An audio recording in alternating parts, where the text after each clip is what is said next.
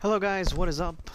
Domino here, doing the next sequence chapter of Final Fantasy Tactics. And if you're wondering why this cutscene is not rendered in widescreen, it's because I had a weird rendering issue, and I apologize for that, but this is the first cutscene that you see after you get out of Dorder City. And August is beating up on some dude trying to get information about where we're headed next. And I'm gonna spoil it for you guys. We're heading to Zaklaus Desert, and I hope I pronounced that right. But basically, a bunch of monks and knights in a desert fort, and it's a really kind of easy mission actually. It was a lot easier than I thought it would be, primarily because there are no spellcasters, and that kind of makes or breaks it in terms of this game. Spellcasters are a pain, and you want to deal with them first. But I did do some grinding, actually, that I did not record, but I have tweaked up my party a little bit. I leveled up some people's jobs, changed some people's jobs. I have a healer, a wizard, and a thief that I'm working on. That's really a big part of this game, and that's kind of something I wanted to talk about. You really have to grind a little bit. You can't just go from one story section to the other, because very quickly you'll find that the story battles are not enough to level your characters. So you have to kind of get into random encounters, maybe five or six, I think I did, and at about 15 minutes a piece, maybe less. That's pretty crazy, but it is something you have to do to level up your characters and get yourself up to a point where you can survive. One of the things that I have read, and I don't know if this is true or not, so don't quote me, but I have read that the monster encounters do scale to your level. However, the story encounters don't. I don't know if that's true or not, but if it is, then that means that it's even more important that you level up your characters. So go do that. Now, what I found kind of funny is that they're kind of in this scene. They're trying to kind of establish that August is not a very learned person. He's detached from the commoners, so he doesn't know what the Sand Rat Cellar is. Apparently, Sand Rat Cellar is a code word or something for whatever it is that they're for this lair, this bandit lair where these guys are all holed up in. So now I went to Dorder Trade City, and I had to grind a bit first off to equip all my guys with stuff. If you have like warrior type guys, you need to go to Egros Castle and equip them there. But a lot of my guys were still wearing their starter stuff, so I went through and I bought, not for her because I'm not really using her, but feather hats and leather cuirasses. I got all my main characters up to August, Delita, and me up to Knight, so we can wear the big armor and do the big damage. A lot of people go Monk at this point, but I'm still thinking about it. Not quite sure if that's what I want to do. Now this is another aspect. A lot of times your squad is divided. So in this case, I realize it's the hard way. I'm trying to add people. No, you have a first squad, which you can put 2 of your people, and then another squad, and you'll start out at different points in the map. And if I were smart, I probably would not have clumped all my spellcasters into one team. I would have mixed it up with like a fighter and a mage caster in the same group, but I wasn't thinking that far ahead. But this level is very forgiving, so as long as you have a bunch of guys that can withstand some monk punishment, you'll be okay, because there are a lot of knights and there are a lot of monks. And those monks, they don't have a lot of armor, but they can do serious damage to you. Cellar of Sand Mouse.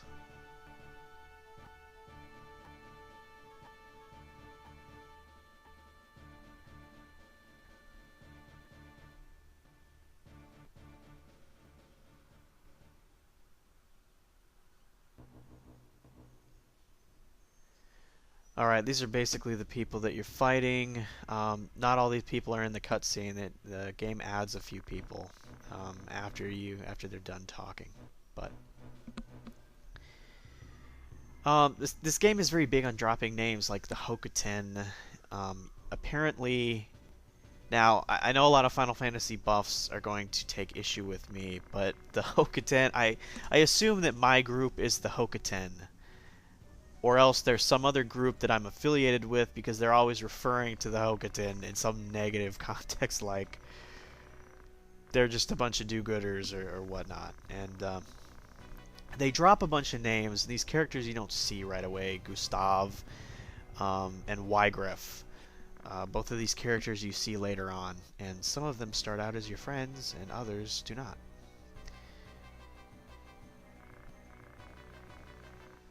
Now this is I really like this setup here. Basically, you have the opportunity to kind of funnel these guys through the two main passages that they have access to. So in a lot of ways that archer is kind of useless. He can make a direct line of sight out the door, but as long as he's not high up, he can't really hit your guys. So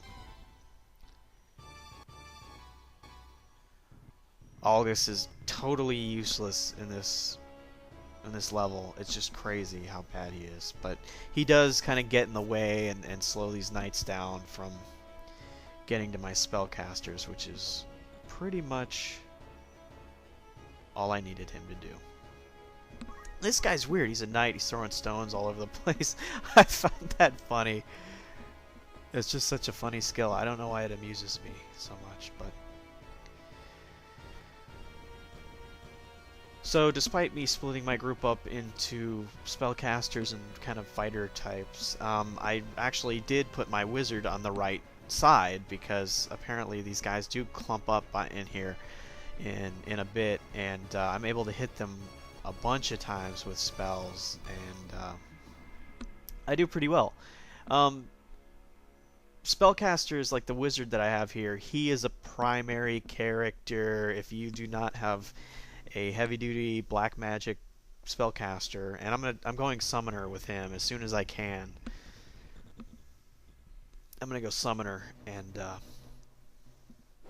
you'll see some of these summoning spells, which are just absolutely crazy, and they just decimate entire portions of the map, which really makes a difference. So I sent my guy over here to kind of deal with this monk, because this monk just wrecks Delita. He just totally gets all up in his face, and he isn't quite able to hold his own. He doesn't actually die, though, which I was very impressed with. I do have an archer. I never actually leveled up an archer when I did my first playthrough, so I think I'm going to keep Kenji, my archer, and see how far I can get him, because it's always handy to have a ranged character in here. Although his charge up stuff is not very effective at all. Now here I did kind of a noob stunt here, and I'm going through all the spells trying to see the damages, because in some cases certain damages certain elements are better against certain enemies, but with human enemies it doesn't seem to be the case. So I went with ice because I like ice.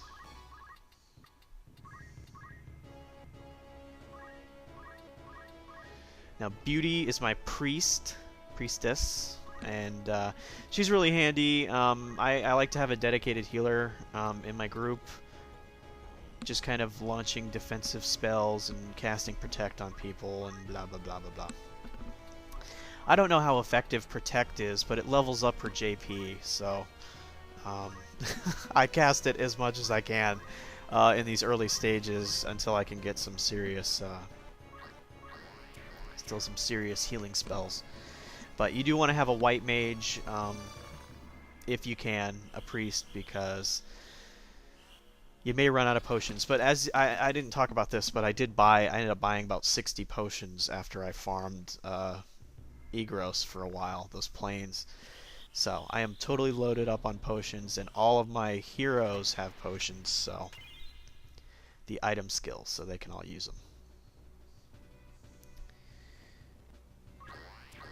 He does this charge spell. It doesn't do a whole lot, but he is doing damage from afar, and people can't touch him. I don't think the archer gets touched once in this whole mission, which is really good. You kind of want to have him hanging back and raining down death on these guys.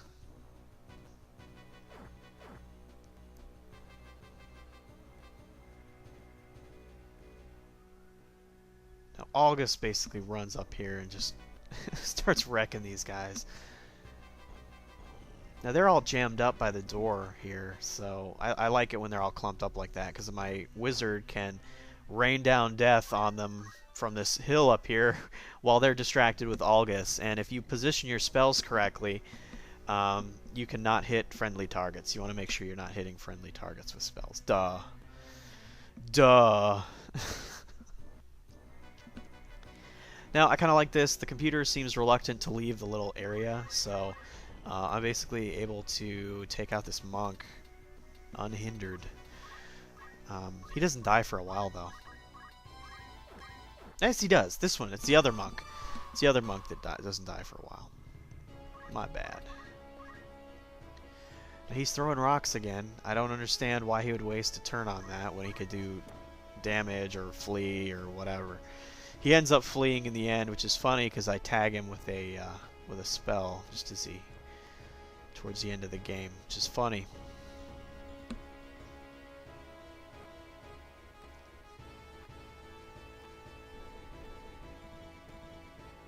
Now he's going for my spellcasters, which is not good, but I do have a healer next to him, so he's basically set, and she's got an item skill, so I end up healing my my wizard a couple times, so he doesn't end up dying, despite being attacked numerous times.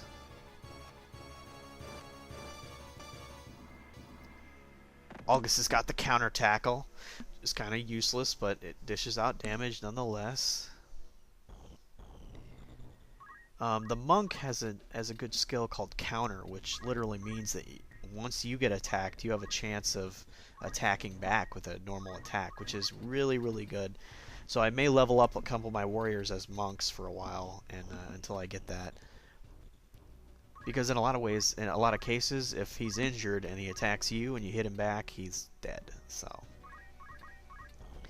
now you see here, careful positioning of spells. I can hit both of these enemies without hitting a friend. So I'm going to execute it in that place and then use my priest to heal him up because he was hit. And these guys are safe up on a ledge too, so nobody's going to mess with them, which is really cool. Unless the ranged units like archers and stuff. Now that did some cool damage. It's about 34, which is pretty high considering. I consider if something does more than 30 damage, it's doing pretty good for me right now in this point in the game.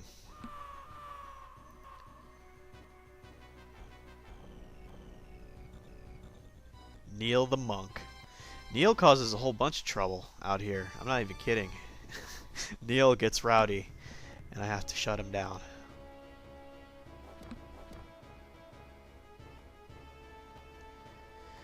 Now my whole philosophy here is that Delita runs around using potions like at least twice, I think. And a nice block. I got the weapon guard on my knight skill, so that's really awesome.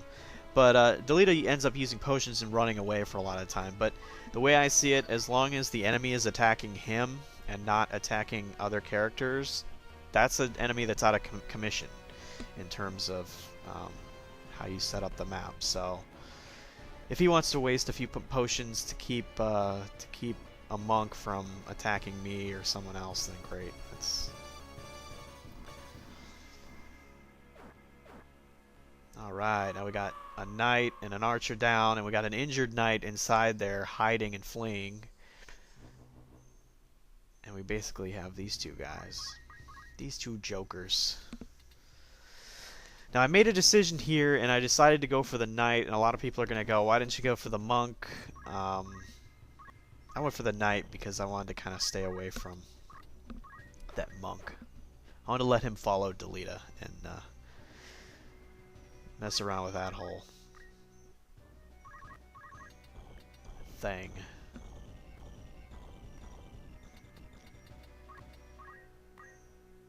Now this is this is funny. I know he's running away, so I'm not gonna try chasing him.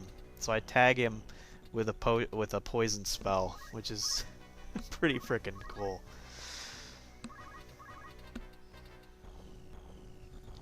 I'm trying to level up my priest, so I cast spells every turn if I can, either cure or protect, and then like a nublet, I move my archer from range.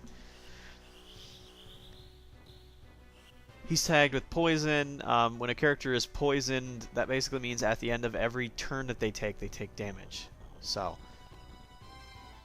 he flees. He's running back. I don't know where he thinks he's going, but at the end of his turn, he takes 11 damage, and he doesn't make it. Spoiler alert, he doesn't make it. So now I don't have to worry about him. He's gone. So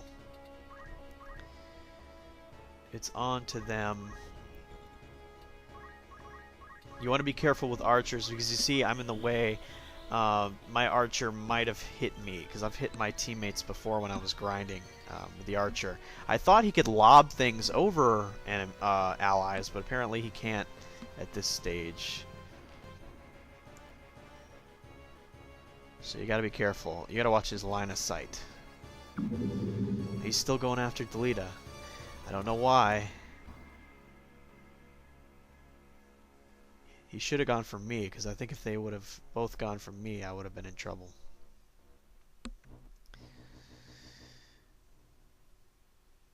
I actually did really well in this round with my main character. He has 90 health, and he was only hit, I think, once or twice. Stop moving my healer up. You always want to keep her out of the way. Gonna use the protect, trying to get her JP up, so I can level her up.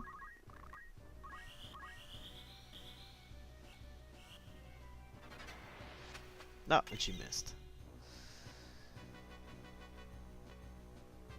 That is the thing. Spells can miss in this game, which is, I don't know what the context, I don't know what the situation is that causes that to happen, but it does happen.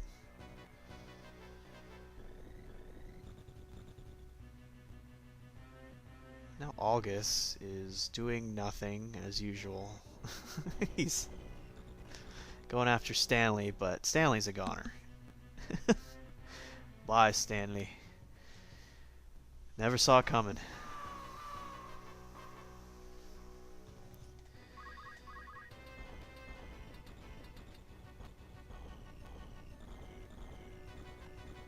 Now, I decided to go for the monk because the knight is injured. I'm going to let my archer pick him off. I go for this monk. And I leveled up. Awesome. I'm really liking this archer, I gotta say. He's really cool. If I can get him like into a niche, I'm not quite sure what I want him to do, like what I want to combo him with, because he's really cool because I like these ranged characters, but I don't exactly know what I'm going to do with him yet.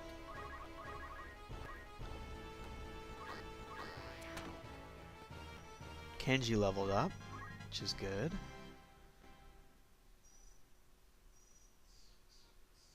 He goes for the monk.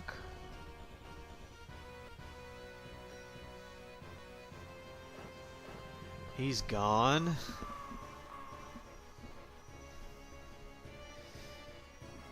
August does nothing in this whole match. Just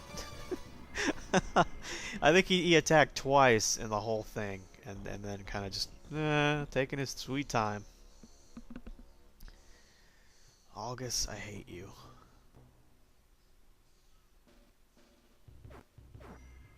He went after Delita again. These characters must be high priority targets because he always skips over me, which I would have gone for myself.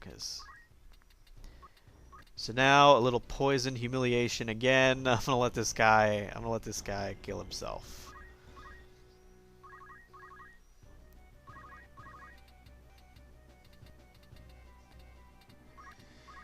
And move my priest in to try another cure spell. See if she can level up. And he's a goner. He's poisoned. He's gone. But I go in to deliver the finishing blow.